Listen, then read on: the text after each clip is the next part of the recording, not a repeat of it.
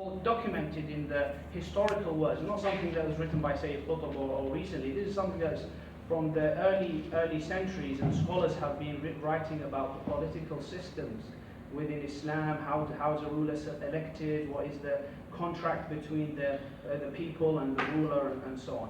So these kind of things that are there, but the main difference between Islam and democracy is that democracy allows anything to go. Anything can be discussed and anything can be changed by people. Whereas in Islam, No. Finish it. you can answer me in a How moment. much more am I going to take with this? Well, put some earplugs in if you can't.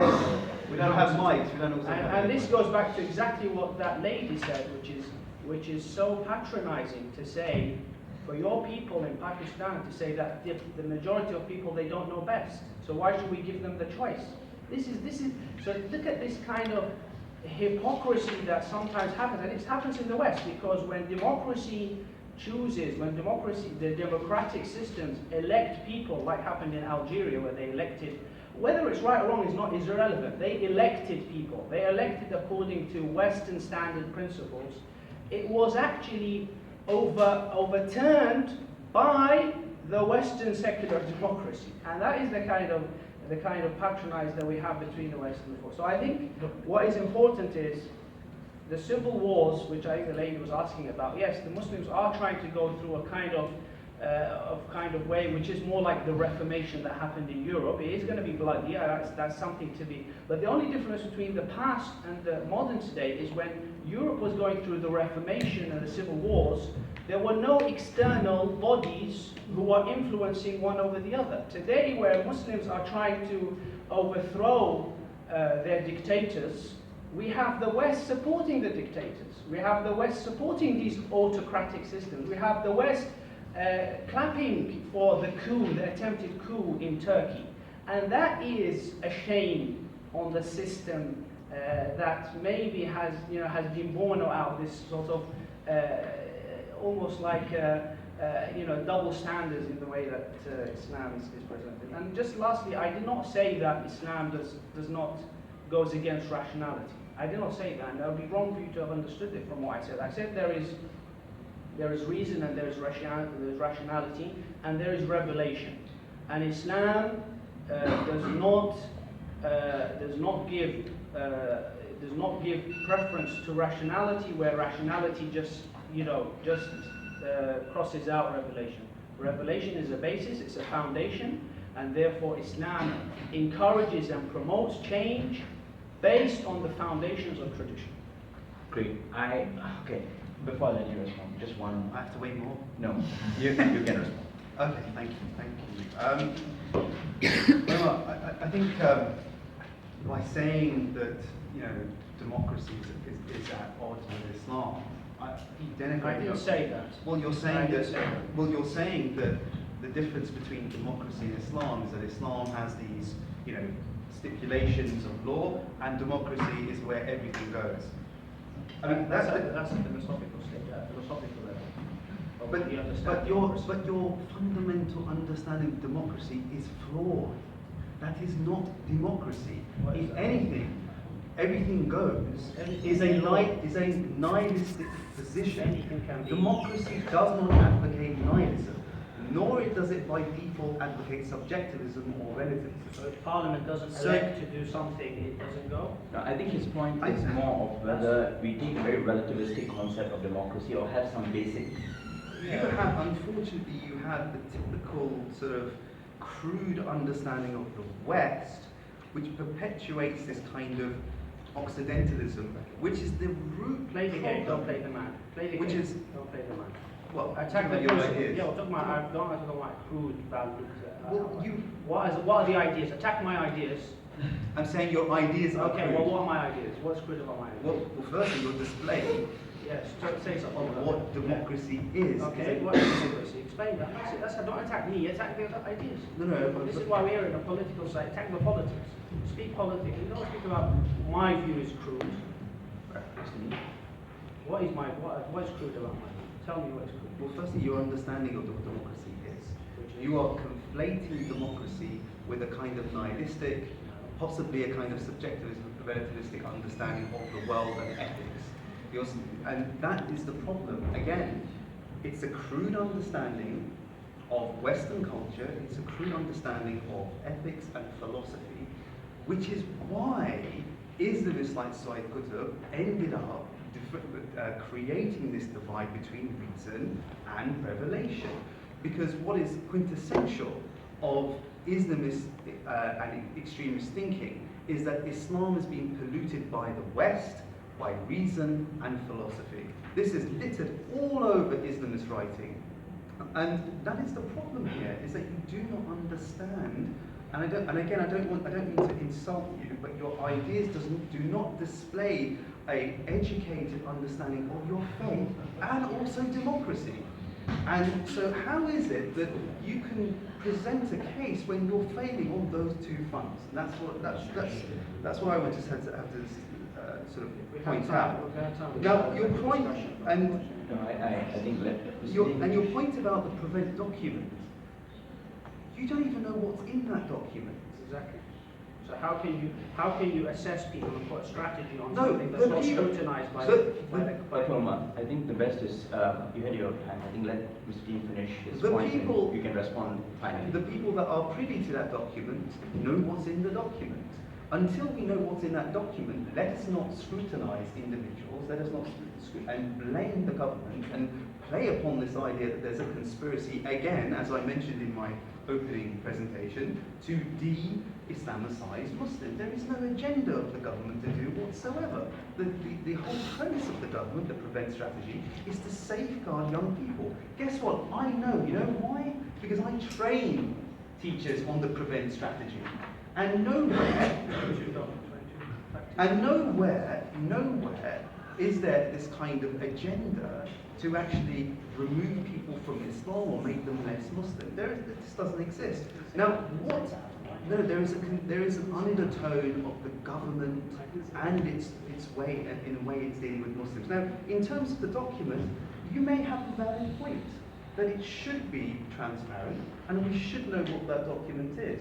But then to make the entire case that the entire prevent strategy is one that is, coaxed in this kind of idea that we're trying to de-Islamicize Muslims is a faulty one.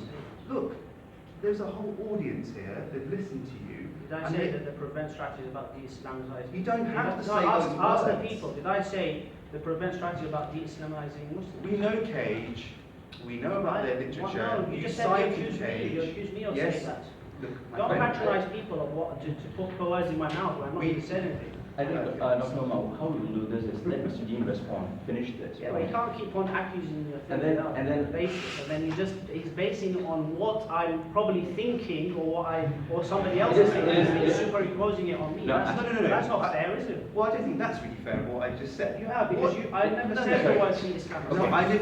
And it's a game say of you did. No, I really think, sorry. And So why have you said it twice in your last? Sorry that I need to interrupt both of you here. I really think this is an issue of interpretation. We're looking really bad. Two Muslims fighting.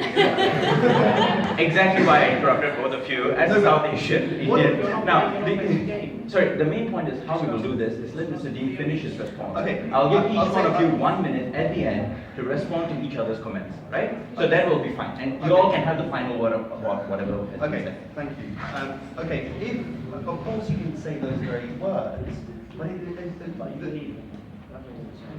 You'll have 1 minute at the end. no, the impression that you're giving in bringing in the government, and not just yourself, many individuals that have a problem with the prevent, is that the government has a menacing agenda in regards to Muslims. It doesn't have that. And I know that because I read the prevent document, and there was the review in 2011, which is not even just about Muslims, it's about far-right extremism. It's all forms of extremism. And about 30 to 40 people actually referred to prevent are not even Muslim. So you did not say those words, correct. And if I did say that, then I apologize, but I didn't say that you actually said those very words, but it gives the impression that there is this menacing agenda by the government against Muslims. And I think that's important to establish that. Okay, great. Now, it is 8:07. I said great because we are now at the final stage. You all want to take one more round? I've forgotten the question. You have answered. Oh, you have answered. okay, You want to so go for one more round? I'm happy to go. You don't mind one more round of questions? Okay, that's fantastic. Okay, 1, 2, 3, 4, 5. Okay, questions, very short, very sharp. So my name is Saif, and I'm an Egyptian student studying business management at King's. And being an Egyptian means that I suffered from the Muslim Brotherhood and extremist ideologies in Egypt. And I want to ask the honorable gentleman if they believe that that there should be an affiliation between religion and government. Okay, should there be an affiliation between religion and government? Sorry, can you just ask him just explain to us what is it you suffered? Why is it you suffered? Sorry? Where is it you suffered from the Muslim Brotherhood in Egypt when they were ruling for 1 year? Why are we all suffering? Why is the global No, tell world us what you- suffering from ISIS? It's the same thing. No, tell us what you suffered from the Muslim, because you said I suffered from the Muslim Brotherhood in Egypt. Just tell us so I can know how to answer. Well, I was walking in the street and members of the Muslim Brotherhood or organizations that are related to the Muslim Brotherhood would bomb police station, would put a bomb here, would shoot a policeman, and it's the same. The Muslim Brotherhood is the mother organization of all extremist organizations that we're suffering from as a global society. They all share the concept of extremism, of radicalism, of whatever you can call it. It's the same ideology. Thank you. Next. Yes. Hi, I'm Kurt. I just studied neuroscience. I'm a postgrad. My question is, do you think that the problem with Islam and how I guess we view it is because they don't, oh well, I don't want to say they don't, but problems with regards to certain freedoms which we kind of all take for granted that they kind of don't uphold. So, for example, though there was the Protestant Reformation in Europe and then there was lots of bloodfest and this and that, out of it came this sort of sense of freedom of conscience and freedom of thought and freedom of religion. And I guess isn't the problem, and isn't the reason why our democracy works now is because these freedoms won't be impinged. So wouldn't the reason why you can say that democracy doesn't work for the Islamic world is because that they don't understand that the freedom of conscience, the freedom to leave Islam, is something which should be upheld regardless of what people think. Thank you. Yeah, hi, my name is Vinya. Just in reference to basically Indonesia and basically having a relatively peaceful Muslim-dominated country. But you are talking about also a secular state, and that was part of the Constitution, and that's fundamental. Is there something that does not work between the concept of having a secular state and Islam and its teachings, and is that the reason why there is such tension between also, Western democracies that are built on secular states and a concept of having religion inside of the state? Yeah. These are similar questions. I mean, it's all one We'll group it. My name is John Como, Department of War Studies. My question is specifically for you, Adam. As someone who's very interested in counterterrorism and counterinsurgency, you put forth a very tempting vision of a favorable future of a reformed, renewed, revived, whatever you want to call it, Islam that resolves a lot of the tensions between modern Western society and Islam. My question is, from the state perspective, is there anything that militaries, police forces, intelligence agencies, foreign ministry, is there anything that they can do to actually encourage this process, or is it immediately tainted, any such effort immediately tainted by association with Western states themselves? Thanks. Last one. My name is David, I'm also in the War Studies Department. My question is for Dr. Omar. You were saying in your original presentation one of the strengths of Islam in the modern world or the 21st century was that it's very values-based. Are you then saying that if one doesn't have faith in one world, then one can't have an ethical code? All right, how we will do this is, each speaker maybe about 2 to 3 minutes to wrap up and also answer the questions that have been directed. Can I just respond to a particular question on leaving Islam? Sure. So let's have two types of Islam played out here. The Islam that I'm talking about, a rationalistic Islam that understands the primacy of reason, and then we have the other Islam that understands that we can only know right and good and evil, right and wrong through Scripture. The latter understanding, you can't leave Islam. You can't leave Islam because there is a hadith that talks about killing those that leave Islam. But on the one that I'm putting forward, this type of Islam that I'm talking about, you can leave Islam because we would negate that hadith because it does not meet the standards of reason.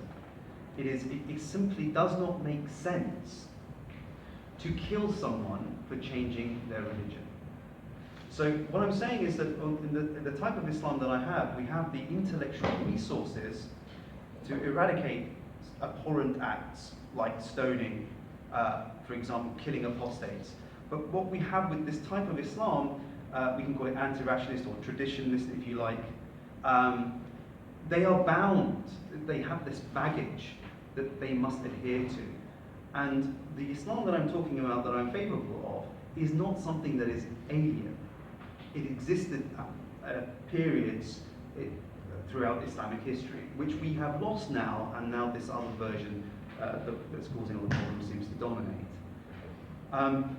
The question regarding the counter-terrorism strategy? Well, firstly, to understand that there is a difference between the two types of Islam that I'm talking about. Not to understand Islam as a monolith. That is one of the biggest problems that we have in people talking about Islam. Even people that are people who think they are faithful, mean faithful to the religion, they presuppose a monolithic understanding of Islam. So they then become very defensive on these kind of things that we're talking about that are quite sensitive, like apostasy, killing, stoning, amputation, all that sort of stuff. They don't understand their rich intellectual heritage, that there are diverse views, there are diverse opinions, there are diverse schools. You know, the 4 schools of thought that we know of, there are only 4 schools because historically, because of power. And you know, Omar mentioned the Asharis were dominant, not because their arguments were better than the Mu'tazila or the Modernity. It's because of power.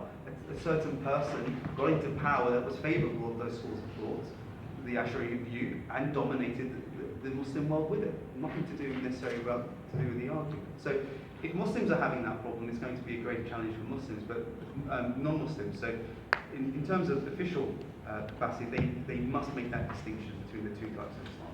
Sure. Dr. Omar, on David's question. What's the last question? Your question was about values.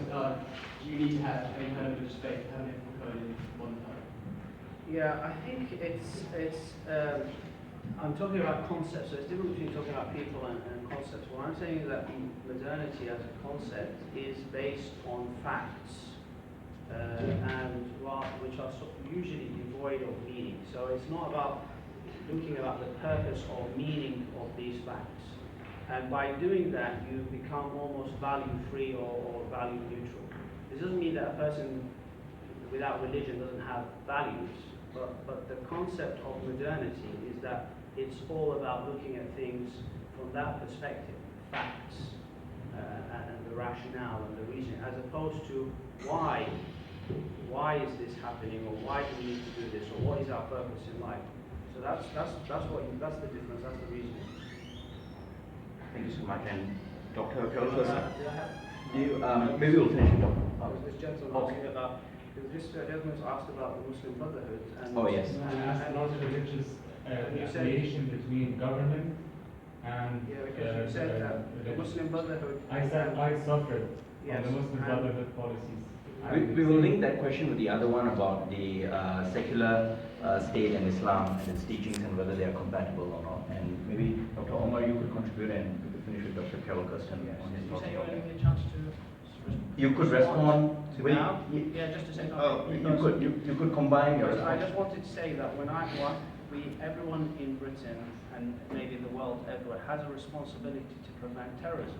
This is something that we all work to, and it's not something that any person can claim they have a monopoly over.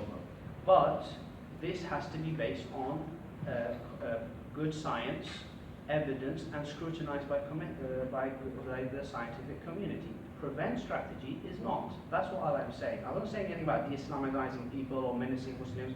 Anything that is, even the people who wrote and put together those 22 articles, they said this is not to be implemented by anybody. It has to be only implemented by certain types of people. And what's happening today, the government has rolled it out to everyone. You know, doctors have to implement it, teachers, everybody has to implement it, so we have this problem. Dr. Omar, regarding the question on yes. The question on the Muslim Brotherhood just seems a little bit strange, because what the gentleman was saying here is that the way that he suffers from the Muslim Brotherhood was when they were in government, they bombed the police stations. Listen how ridiculous that sounds. They were in government, they went and bombed their own police stations, and he suffered as a result of that. And that just shows you how the whole aspect of propaganda used by certain, whatever reason, was to undermine. The Muslim Brotherhood was only there for a year, and they were overthrown by a dictator, by a military coup, supported by the West, by the secular liberalist West. So how can you expect the Muslim world, how can you expect the Arab world to move towards democracy when you don't allow them to do that? Dr. Omar, just to quickly interject on that point, but I'm sure that the Muslim Brotherhood did perpetrate. They bombed their own police station. No, I mean his experience might not, we're not about the Either rule exact. you or kill you. Either rule you or kill you. This is the This is what philosophy. Morsi said, did he? No, not But- Morsi. Not Morsi. But surely that can't be, we are not into an equation. All the extremists. We are